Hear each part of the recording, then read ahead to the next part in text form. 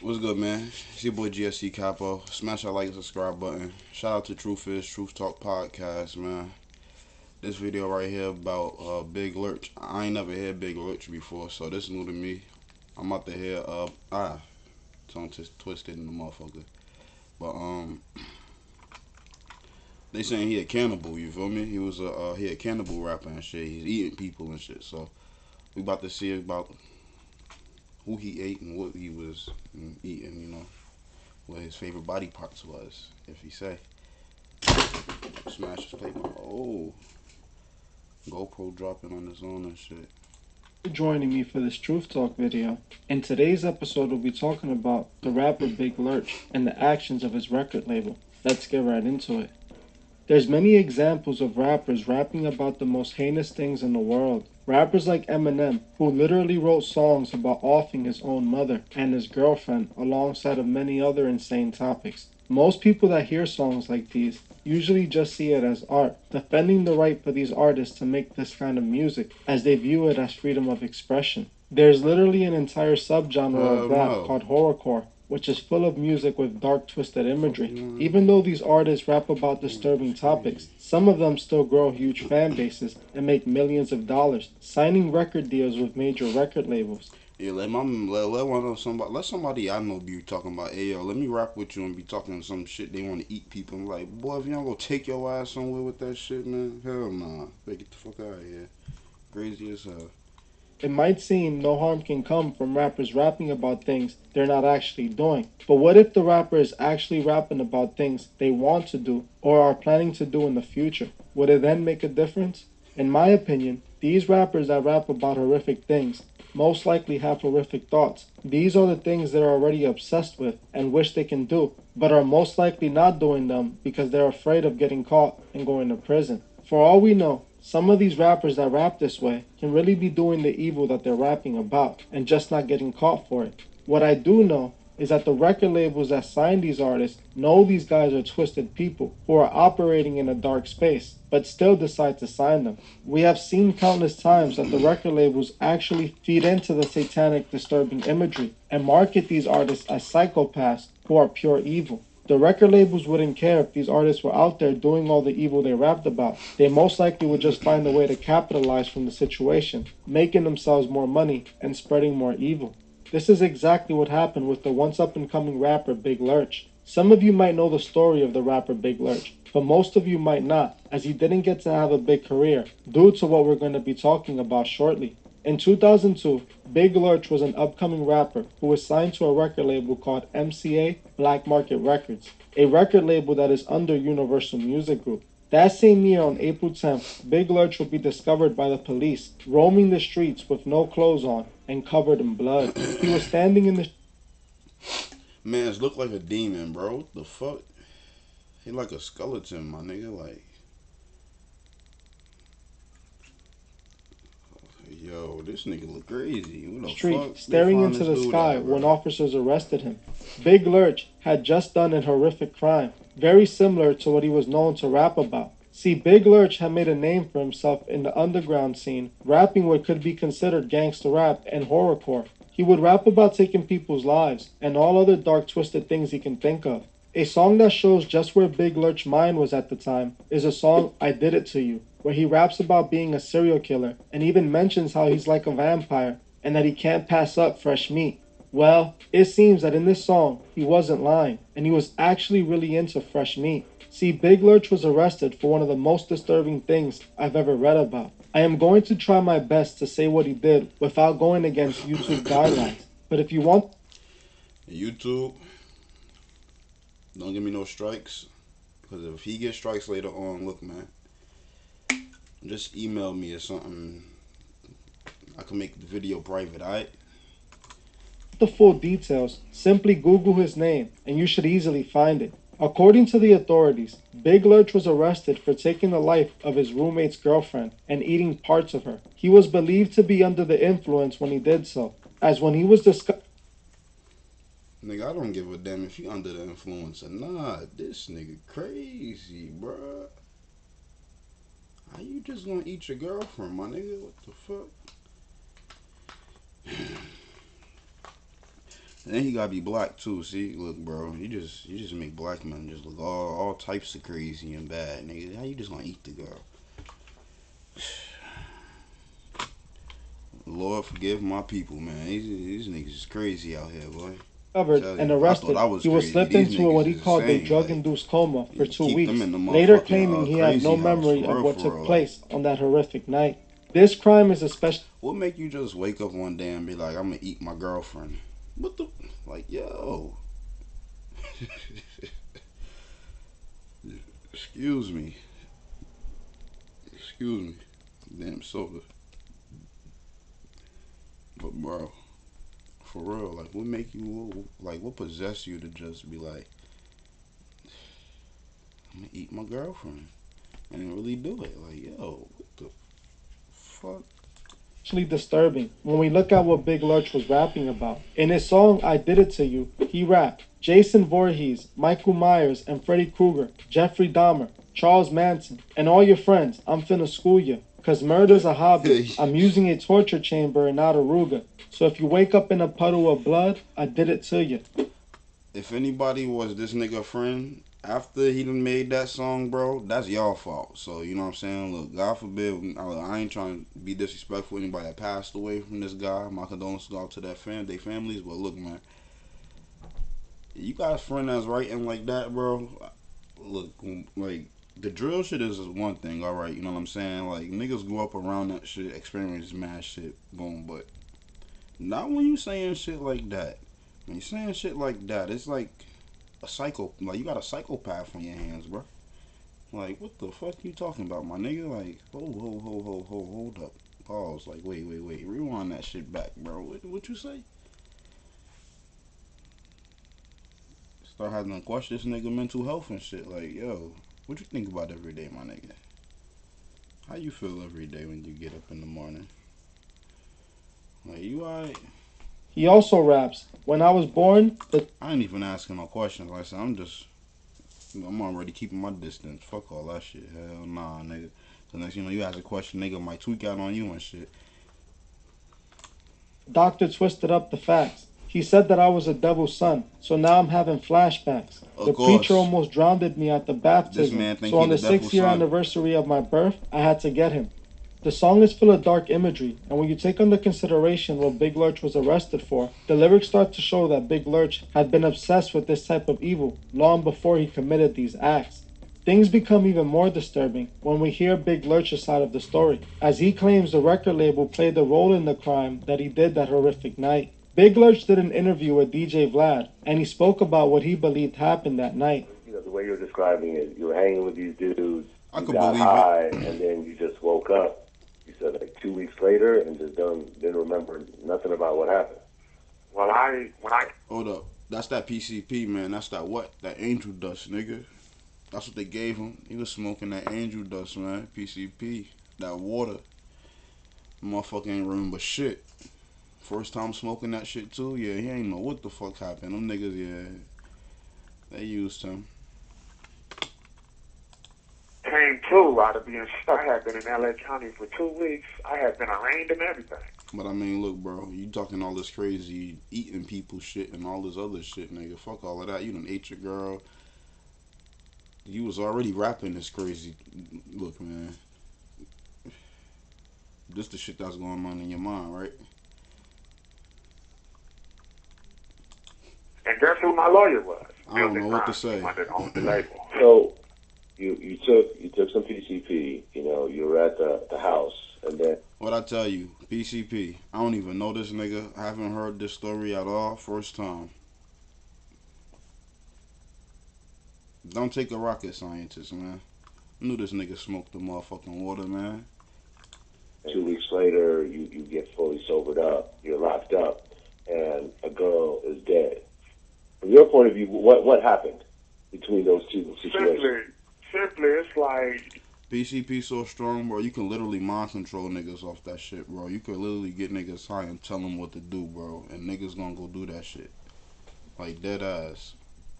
you know, California is a place of manipulation. You know, people from out of town, they don't know what they're getting themselves into when they come out here. Because this is the pros, you know, this is the enlightened world. I was blind to a lot of things. I'm caught up to speed now. I'm in prison. You know, I woke up in L.A. County Jail. Milton Grimes, my lawyer, he the owner of the record label. A person is so enlightened that they a gangster and the law. He's a lawyer, so he can do deals with all the judges and everything. So my paperwork and all that says what the person that twisted me up wanted me to say. Because he owned the label and he was my lawyer. And he got me signed up, so I was slowed in a month. So when I'm in court, I don't know what's going on. Now, everything only says what Milton Grimes wanted it to say. The dude that want to take my music and get a young kid. Well, according to the reports, and I'm looking through this now, that there was DNA that was found on the scene that didn't match you or the victim. Okay, now we had Pitbull. It was my dope spot. He said, Lurch, we need to make it look as worse as we can so you can go to the mental house. You'll be out in 2 years. I said, man, I know what I'm doing. If you trust me, you call me your godfather. I know what I'm doing. So he remember. He remember parts. parts. That was at the That's foul as hell, bro. That's foul as hell. They done motherfucking ate his girl. They ate his girlfriend, bro. They ate his girlfriend and then told him that they was gonna do this shit. Got him high on the PCP. Did that shit, bro. And then, yo, that's crazy. And he's still stuck in there, bro. And them niggas is out here eating people, bro. Wonder why these kids is gonna miss him, bro. that was found dead. I mean, she was essentially eaten. It's like she had part, her chest, her lungs were eaten and everything like that. She was really messed up. Oka wasn't eaten. God forgive, God bless her soul. But at the time, it was teeth marks and gnaw marks on her. Now, the baby blue-nosed pit bull in that house, so where there's blood, little dogs chew or bite. And God bless her soul. But it wasn't like the way people talk about it. I've been on flesh for 14 years on this case. They act like somebody got a nice slicing piece of like a Jerry Dahmer type of situation where somebody was just eating people. It wasn't like that.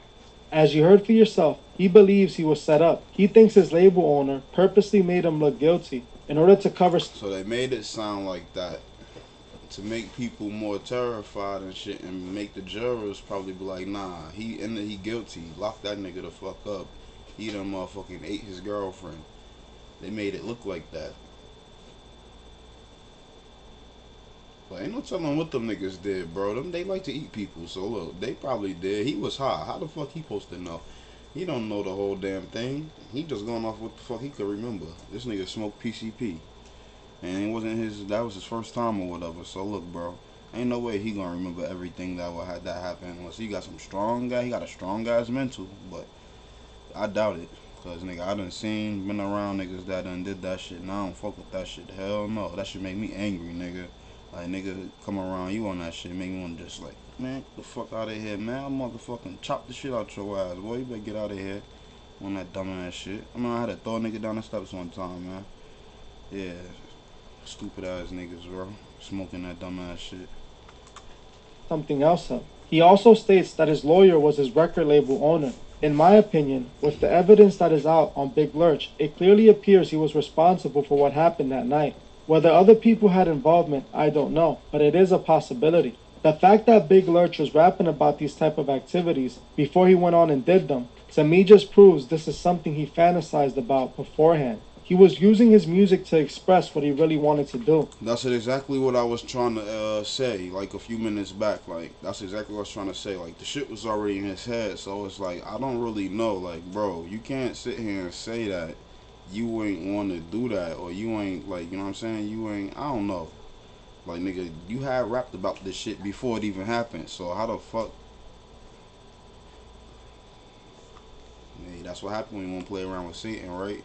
Now he got your ass stuck up in the loop that your ass can't get out, nigga. After he took those substances that day, he snapped and lived out what he fantasized. We would never truly know what happened 100% that night, but it does seem it was satanic. Big Lurch seemed like he had a shot of having a successful music career. He had already worked with a few popular artists, and he already had a record deal.